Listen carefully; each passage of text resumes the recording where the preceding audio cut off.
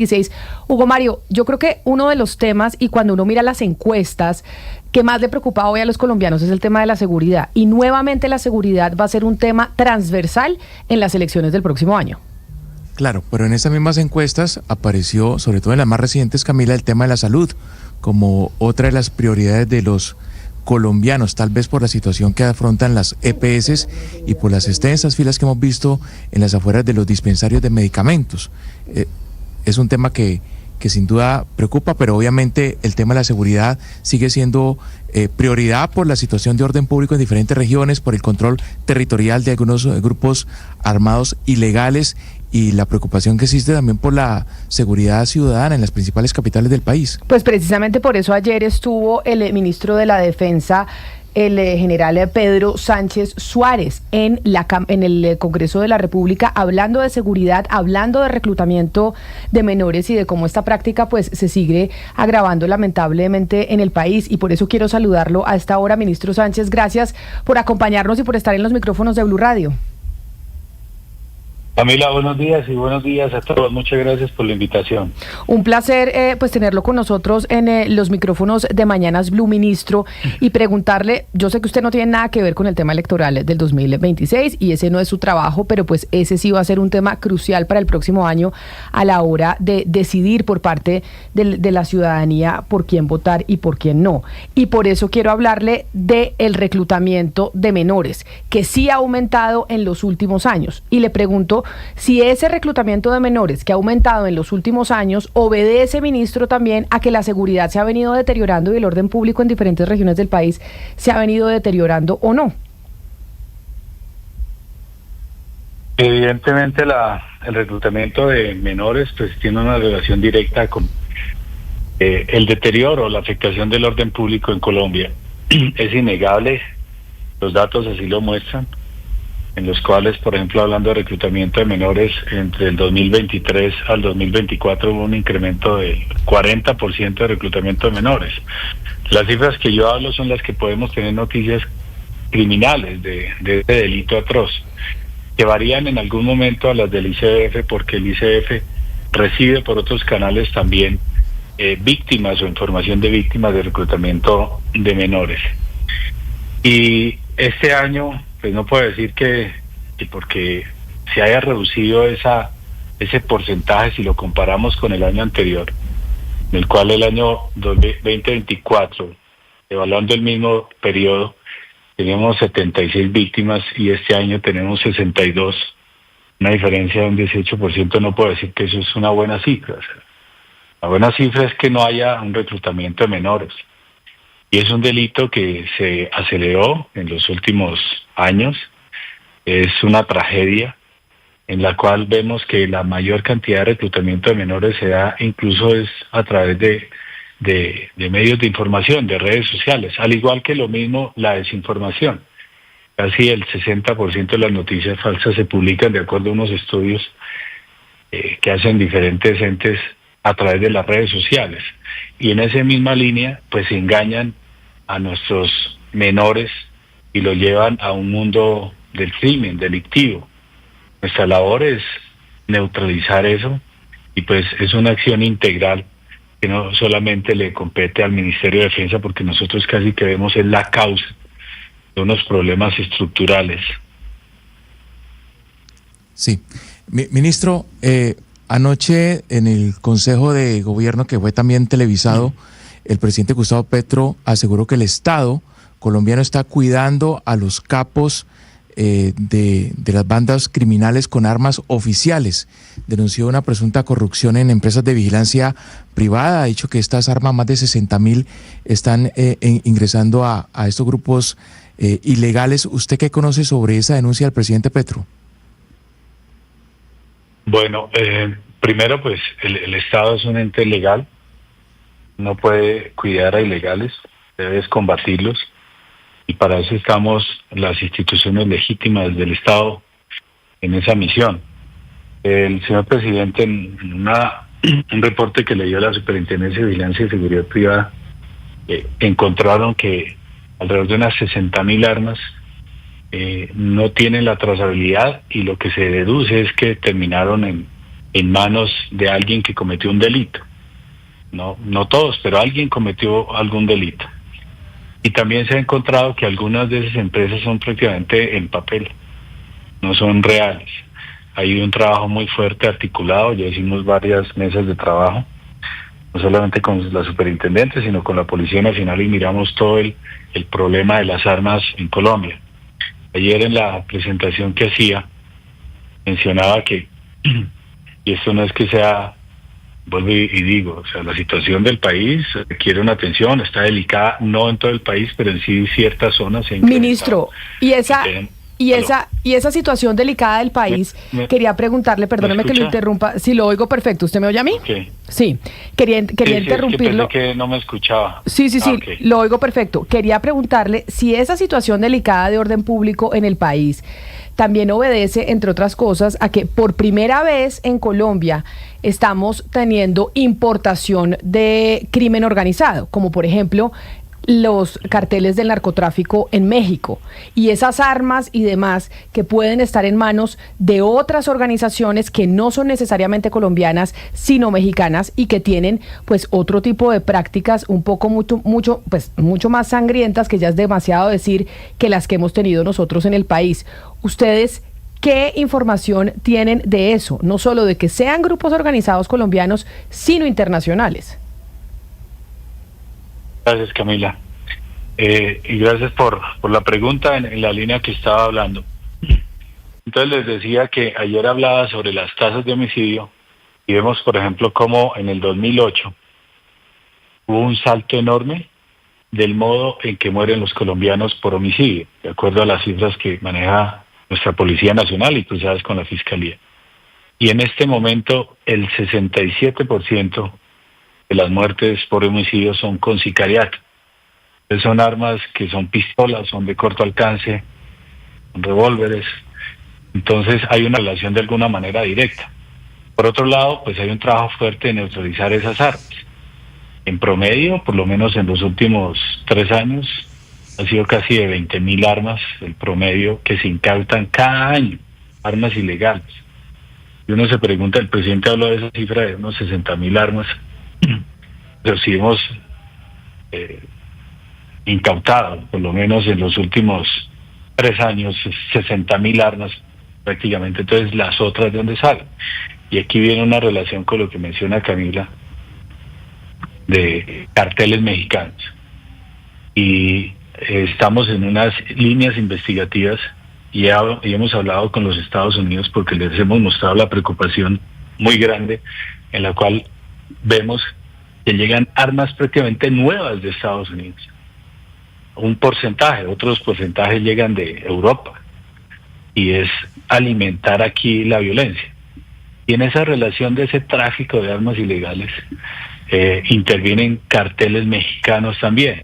A ellos no les interesa la ideología política o como lo quieran dar el nombre a algunos carteles del narcotráfico, que ideología revolucionaria, no, eso es ideología criminal. No les interesa qué ideología tenga y se relacionan con ellos. Y se relacionan principalmente en zonas supremamente críticas que ya tenemos muy bien identificadas, y casi todas son, pues, obviamente, en los bordes o en las fronteras colombianas que tenemos en el mar. El Pacífico en el Cauca es un problema delicado donde hemos encontrado relación con los carteles mexicanos. Señora.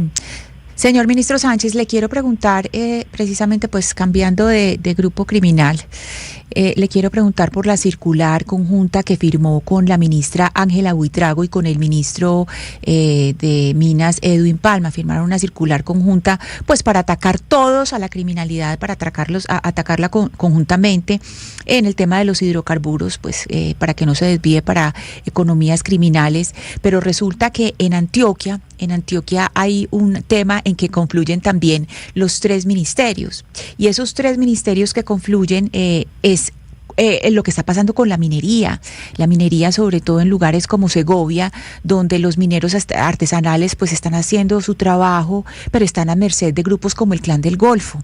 Entonces, quisiera preguntarles sobre cómo esa circular conjunta también afecta a esas economías legales e ilegales que se mezclan y que tienen a personas muy vulnerables como los mineros artesanales, pues a merced de la criminalidad como el Clan del Golfo. Gracias. El narcotráfico hay que abordarlo no solamente como un tema de arrancar una mata, sino también como un problema social.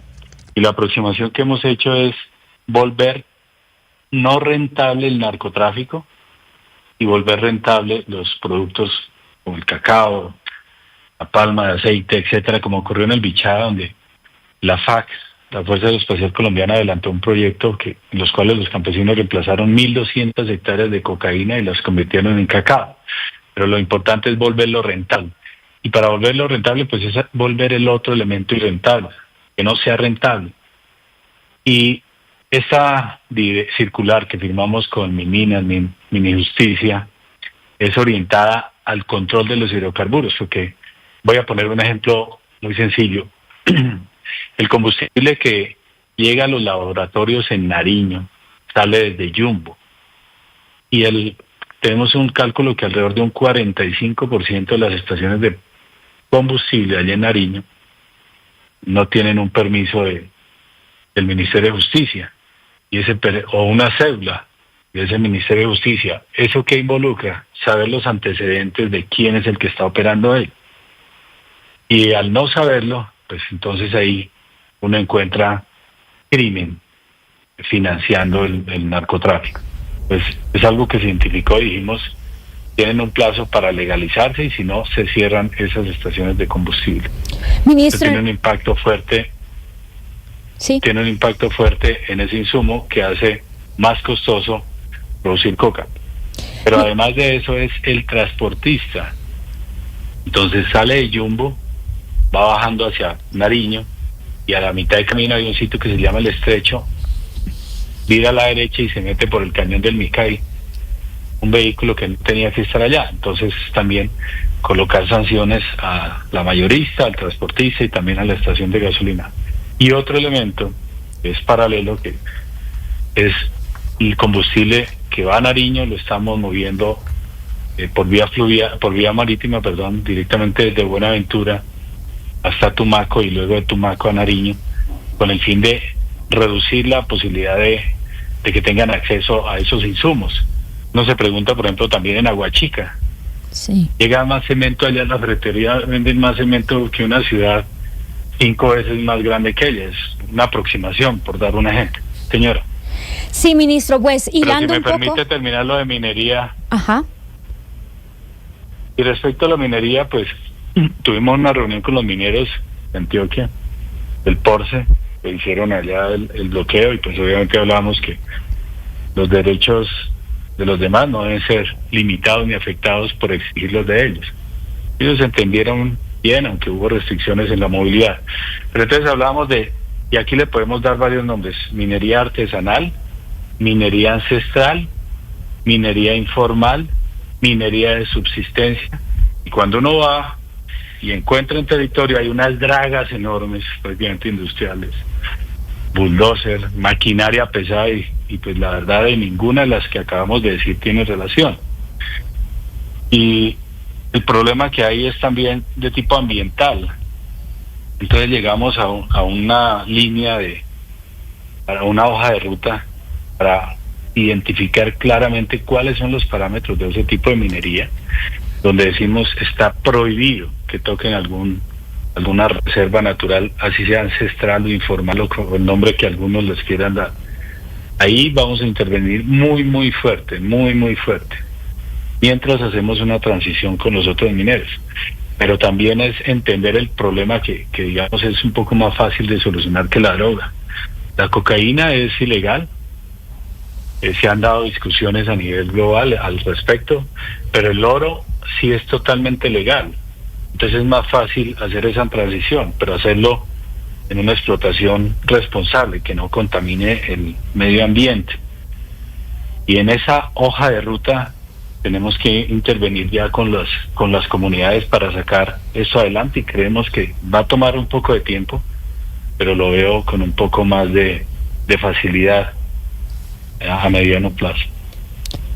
Ministro, yo quisiera irme al Catatumbo, hilando un poco también lo que usted mencionaba ahorita de los galones de gasolina y la gasolina que se utiliza en la producción de cocaína. Uno de los decretos que se implementó pues para atender a la situación que se desencadenó allá fue esa, pero lo cierto es que muchas voces continúan quejándose de la falta de atención o de la presencia de la fuerza pública en esta zona, y es que precisamente uno de los comandantes del ELN dijo en una entrevista precisamente que ellos se iban a quedar allí hasta que sacaran al ejército de esa zona. ¿Ustedes cómo recibieron esas declaraciones y cómo están trabajando precisamente para no dejar el control del Catatumbo a los grupos armados, al ELN, a todos los grupos que precisamente allá también se financian del narcotráfico y que ha sido precisamente el punto que no permite que allá nada funcione?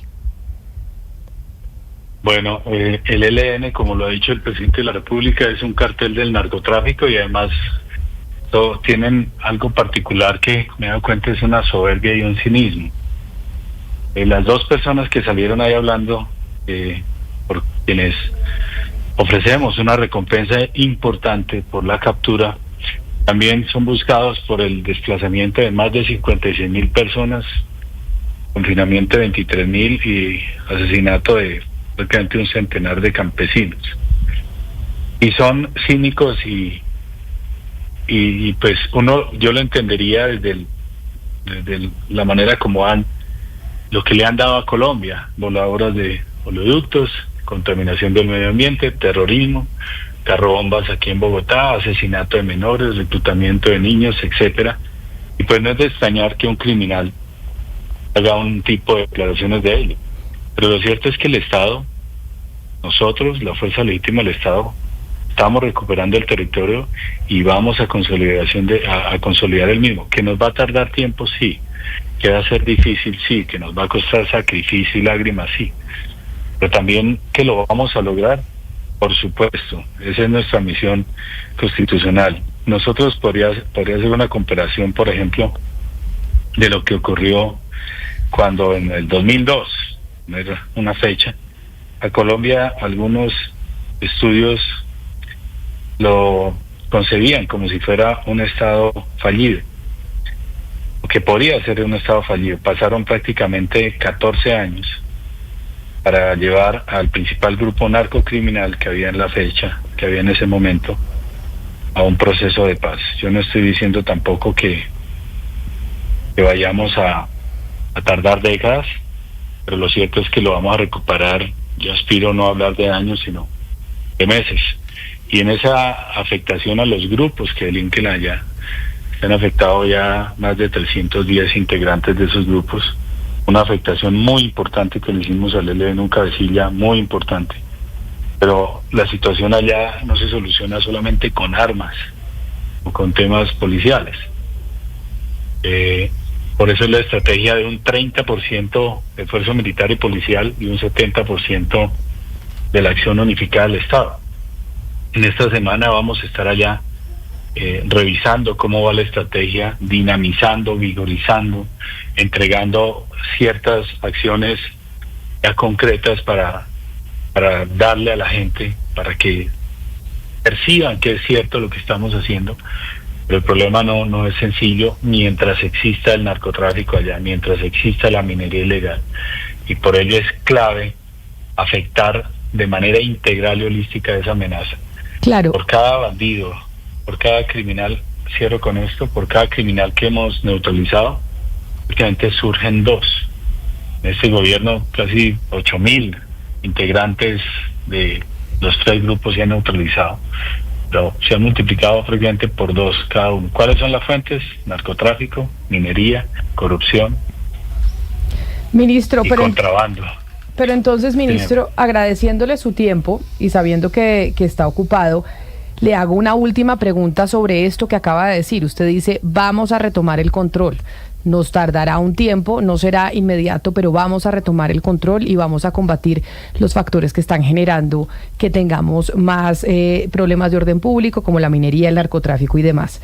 Yo lo decía empezando esta entrevista, y es que todas las encuestas marcan que la seguridad será un eje fundamental de las elecciones del próximo año. Y por eso, usted que está a la cabeza de la cartera de defensa, ¿cuál va a ser la situación de seguridad que este gobierno le va a entregar al próximo, que va a llegar en un año, en el 2026? María Camila, en términos de elecciones, de la democracia, la vamos a garantizar en un 100%.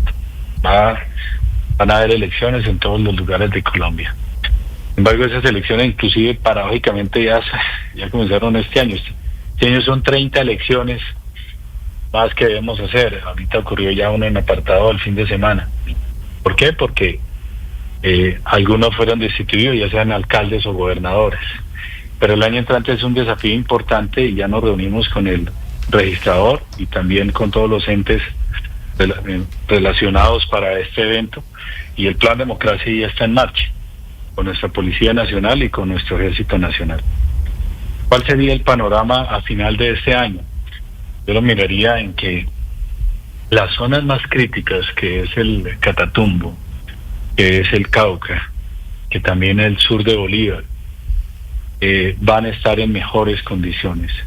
Mejores condiciones significa que vamos a tener mejor control territorial, que va a estar ya un ingreso un poco más fuerte de toda la acción unificada del Estado, y espero que se traduzca en reducir esa tasa de homicidios o esa tasa de muertes en Colombia, porque a quienes más nos interesa salvar vidas es a nosotros, a la fuerza pública, y la miramos así, en cómo salvar vidas, y para salvar vidas pues es eliminar o neutralizar o desmantelar ese actor criminal que está detrás de la violencia, que nosotros no la generamos, la contenemos, esa violencia. Al final de este año, ese es el compromiso, ese es por lo que me levanto cada mañana, en lo que me concentro, pero no solo yo, porque soy la voz de los miles de militares y policías que incluso arriesgan la vida para hacerlo. Pues, y en cuanto al Catatumbo, por ejemplo, el decreto de conmoción interior permitió poder dar esa respuesta del Estado frente a una grave alteración del orden público en un evento extraordinario y para tomar medidas extraordinarias. El recurso al desaplazar el recurso que teníamos en defensa también nos permite dar la continuidad operacional, pero estamos avanzando también en fortalecer aún más las capacidades y sobre todo tecnología, porque todo el mundo pide fuerza pública, pero cuando uno ve el gasto de defensa, el 79% del gasto se da en personal. Entonces ya no tenemos flexibilidad en el gasto. Tenemos que buscar más eficiencia. La eficiencia la podemos encontrar en tecnología y en profesionalización. Pues ministro general Pedro Sánchez, ministro de la Defensa, mil gracias por habernos atendido el día de hoy, por dedicarnos este tiempo. Un saludo muy especial para usted y feliz resto de día. Camila, muchas gracias, y a todos por hacernos estas preguntas, y las respuestas las daremos más con hechos. Un abrazo muy grande a todos y un saludo a todos los colombianos. ¿Tiene un producto natural para la tos?